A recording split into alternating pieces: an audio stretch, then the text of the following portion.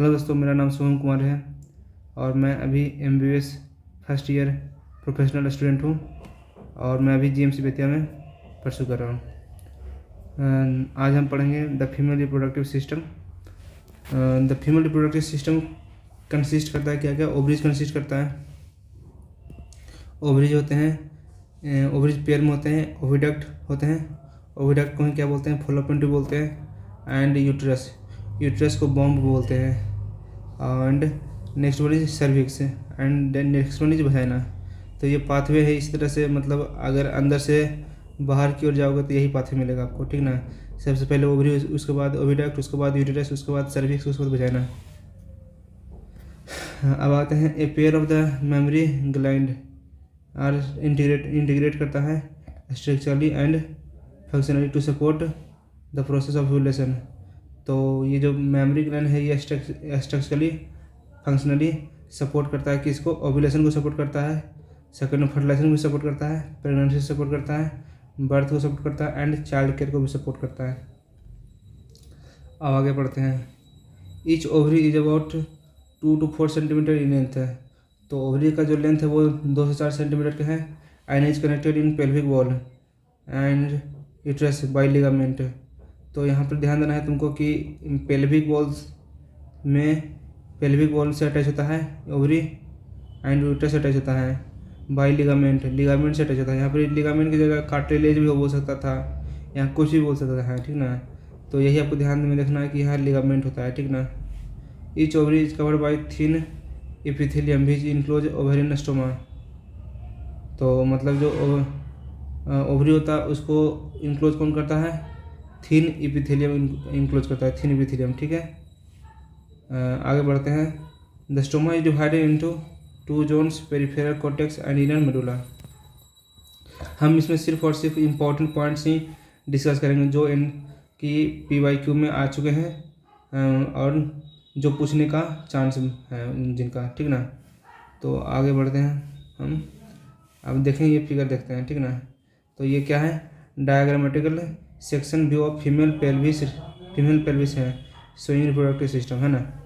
तो देखते हैं ये यूट्रस है, बड़ा सा स्ट्रक्चर जो है यूट्रस है, पहचान जाओगे आप। यूरिनरी ब्लैडर भी पहचान जाओगे। प्यूबिक सिम्फाइसिस, ये जो हड्डी है वो प्यूबिक सिम्फाइसिस है। और आते हैं यूरेथ्रा। यूरेथ्रा क्या होता है? यूरेथ्रा वो जगह जहाँ से यूरिन निकलता है। तो यूरेथ्रा का अलग ओपनिंग होगा, ठीक ना, और वजाइना का अलग ओपनिंग होगा, ठीक ना। ये वजाइना का अलग ओपनिंग है, ठीक है। अब क्लाइटोरिस, ये जो स्ट्रक्चर दिख रहा है ये स्ट्रक्चर क्या है? क्लाइटोरिस है। लबियम माइनोरा क्या होता है? अंदर होता है। ये जो पोर्शन है ये अंदर वाला पोर्शन लबियम माइनोरा है। लबियम मेजोरा ये जो पोर्शन है ये जो पोर्शन है ये लबियम मेजोरा है, ठीक है। अब आते हैं वेजाइनल ऑफिस क्या होता है? ओपनिंग होता है, ठीक नहीं। ये जो ओपनिंग है वेजाइना का उसको वेजाइनल ऑफिस बोलते हैं, ठीक है। अब आगे बढ़ते हैं। The oviduct fallopian tube. Oviduct को क्या बोलते हैं? Fallopian tube. Uterus and vagina constitute the female accessory duct है। तो फीमेल एक्सेसरी डक्ट में 3 आते हैं, कौन कौन है? फ्लोपियन ट्यूब हो गया, यूट्रस हो गया एंड वेजाइना हो गया, ठीक है। ये तीनों याद रखना, ठीक ना। अब आगे बढ़ते हैं, ठीक है। तो यहाँ पे बोल रहा है कि फ्लोपियन ट्यूब का जो साइज होता है वो 10 से 12 सेंटीमीटर इन लेंथ होता है। ये जो साइड में लिखा हो ना ये भी NCERT का ही है, ठीक ना। उसको सिंपली लिख दिया हूँ उधर, ठीक ना। तो the part closer to the ovary से जो क्लोजर होता है उसको क्या बोलते हैं? वो क्या होता है? फनल शेप होता है, उसको क्या बोलते हैं? इन्फंडियम। इन्फंडियम का ही एक प्रोजेक्शन होता है जिसको बोलते हैं फिम्बरी। इन्फंडियम का प्रोजेक्शन क्या होता है? फिम्बरी होता है। यहाँ देखिए ये जो है स्ट्रक्चर है इन्फंडियम है। इन्फंडियम का जो प्रोजेक्शन ये दिख रहा है ये क्या है? फिम्बरी है। फिम्बरी का काम क्या होता है? ये क्या करता है ना, जो ओव्यूलेशन के बाद जो ओवम प्रोड्यूस होता है उसको एक कैप्चर करता है, ठीक है। अब इन्फंडियम से आगे बढ़ोगे तो ये बाइडर एम्पुला हो जाएगा। ये जो बाइडर डिवीजन है जो एम्पुला हो जाएगा और फिर उसके बाद नैरोअर हो जाता है। और नैरोअर डिवीजन क्या बोलते हैं? इस्थमस बोलते हैं। इस्थमस जो होता है क्या है? किसको? यूट्रस को जोड़ता है और फ्लोपियन, और ये ओवरी को एक कनेक्शन देता है एक तरह से, ठीक ना। क्योंकि ये एक बीच में कनेक्शन है ना, ये यूट्रस से कनेक्ट कर रहा है, इधर ओवरी से कनेक्ट कर रहा है, ठीक ना, ठीक है। सिंपली बोल सकते हैं ऐसा, ठीक ना। चलिए अब आगे बढ़ते हैं। अब आगे क्या है? यहाँ लिख रहा है कि the last part of the oviduct isthmus has a narrow lumen and it joints the uterus को ज्वाइन करता है ना। आगे बढ़ते हैं। द यूट्रस इज सिंगल होते हैं and it is called bomb, है ना, मैंने पहले ही बता चुका था। तो सिर्फ और सिर्फ हम इम्पोर्टेंट पॉइंट्स याद रखेंगे जो मतलब पूछता है, इसलिए हम सिर्फ हाईलाइटेड पॉइंट देखेंगे। द एक्सटर्नल थिन मेम्ब्रेनस जो होता है उसको पेरीमेट्रियम बोलते हैं। क्या बोलते हैं? पेरीमेट्रियम।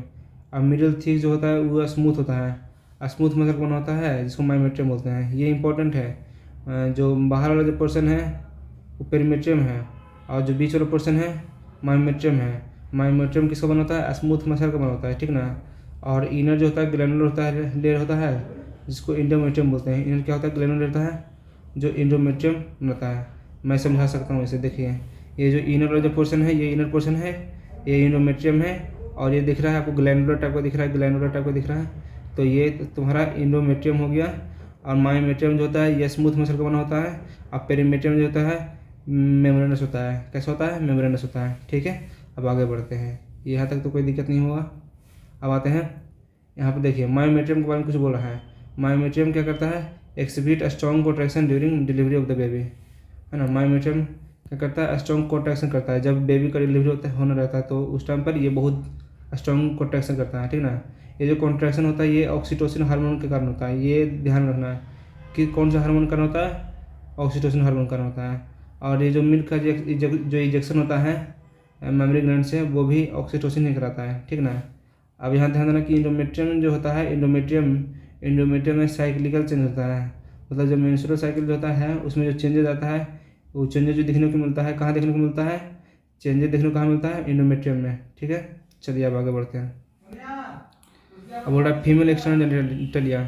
फीमेल एक्सटर्नल जेनिटलिया में 5 स्ट्रक्चर आते हैं। पहला मॉन्स प्यूबिस, है ना। मॉन्स प्यूबिस के बारे में देखते हैं। मॉन्स प्यूबिस क्या है? ये जो कुशन फैटी टिश्यू है, कुशन फैटी टिश्यू है, ठीक ना। ये ध्यान रखना है। Cover by skin and pubic hair, ये जो कवर होता है ये स्किन और प्यूबिक हेयर से कवर होता है, ठीक ना। ये इंपॉर्टेंट है, क्या है कि कुशन फैटी टिश्यू होता है और cover by skin and pubic hair है। उसके बाद लैब में जो क्या होता है? फ्लेसी फोल्ड होता है। क्या होता है? फ्लेसी फोल्ड होता है। जो मैं अंडरलाइन कर रहा हूँ जी, इसको मैं गोला मार रहा हूँ, वो पॉइंट कम से कम याद रखना, ठीक ना। तो लैब में जो है फ्लेसी फोल्ड होता है एंड उसके बाद आता है लाबे मनोरा। लाबे मनोरा पेयर फोल्ड्स होते हैं। कैसे होते हैं? पेयर फोल्ड्स होते हैं, मतलब पेयर में होते हैं। अब टिश्यू अंडर लाबे मेजोरा होता है, ठीक है ना। The opening of vagina is often covered by partially by membrane called hymen. तो जो वजाइना का जो ओपनिंग होता है उसको कवर करता है एक पार्शली ओपनिंग, है ना। बोला partially membrane, partially by membrane, है ना, उसको क्या बोलते हैं? हाइमेन बोलते हैं, ठीक है ना। ये भी याद रखना। ये सब हो गया। अब आता है क्लाइटोरिस। क्लाइटोरिस क्या होता है? Clitoris is finger टिनी finger like projection होता है। टिनी फिंगर लाइक प्रोजेक्शन होता है, कहाँ होता है? At upper junction of labium minora. ये ध्यान रखना, लबियम माइनोरा के ऊपर होता है ना। यहाँ पर कोई दिक्कत नहीं होनी चाहिए, ठीक है। अब आते हैं the presence of hymen is not a reliable indicator of virginity और सेक्सुअल एक्सपीरियंस। मतलब हाइमेन का प्रेजेंस होना या एब्सेंस होना ये नहीं बताता है कि वो जो भी है वर्जिन है या सेक्सुअल एक्सपीरियंस कभी किया है ना। ऐसा कुछ नहीं है, ठीक ना। ऐसा कोई मतलब नहीं बनता हाइमेन का प्रेजेंस या एब्सेंस से, ठीक है। अब आगे बढ़ते हैं। अब आगे क्या है? ये देख लीजिए मेमोरी ग्लैंड के बाद स्ट्रक्चर के बाद देखते हैं मेमोरी ग्लैंड में क्या क्या है, ठीक ना। तो ये जो बड़ा सा जो पोर्शन दिख रहा है ये क्या है? ये फैट है, ठीक ना। और ये जो स्ट्रक्चर दिख रहा है ये बड़ा सा, ये जिसके अंदर ये छोटे छोटे ये जो दिख रहा है स्ट्रक्चर है, तो बड़ा सा जो स्ट्रक्चर जो है उसके अंदर क्या है? उसको क्या बोलते हैं? मेमोरी लोब बोलते हैं। अब मेमोरी लोब के अंदर मेमोरी अल्वियोलस होता है, यानी कि जो छोटा छोटा स्ट्रक्चर जो है वो क्या है? मेमोरी अल्वियोलस है, ठीक है। और उसके अंदर ये जो दिख रहा है ये जो स्पेस दिख रहा है, ये जो स्पेस दिखता है ये उसके है मेमोरी डक्ट है। ये वाला जो है ना स्पेस है मेमोरी डक्ट है। मेमोरी डक्ट से आगे बढ़ोगे तो ये एम्पुला है ना। ये एम्पुला है, ये एम्पुला, ठीक है। बाइडर पोर्शन में थोड़ा होता है, ठीक ना। जहाँ जहाँ एम्पुला बोलता है ना वहाँ बाइडर पोर्शन नहीं आता है, ठीक ना। अब आते हैं लैक्टिफेरस डक्ट। लैक्टिफेरस डक्ट क्या होता है? ये जो सबसे निप्पल के जो ओपनिंग पर जो खुलता है उसको लैक्टिफेरस डक्ट बोलते हैं, ठीक है ना। लैक्टिफेरस डक्ट है यहाँ पर, ठीक है। अरियोला एक मतलब अरियोला एक डार्केस्ट रीजन होता है अराउंड निप्पल के चारों तरफ डार्केस्ट रीजन होता है ना, उसको अरियोला बोलते हैं। अब ये ध्यान देना, यहाँ पर पेक्टोरिस मेजर मसल होता है, ठीक ना। ये इंपॉर्टेंट है, ध्यान में रखना थोड़ा, ठीक ना, ठीक है। चलते हैं आगे बढ़ते हैं। अब देख लें ये सब। अब आते हैं a functional mammary gland is characteristic of all female mammals. मतलब जो भी मैमल्स हैं और फीमेल है उसमें मेमोरी ग्लैंड का होना अनिवार्य है ना, ठीक है, ये इंपॉर्टेंट है, ठीक ना।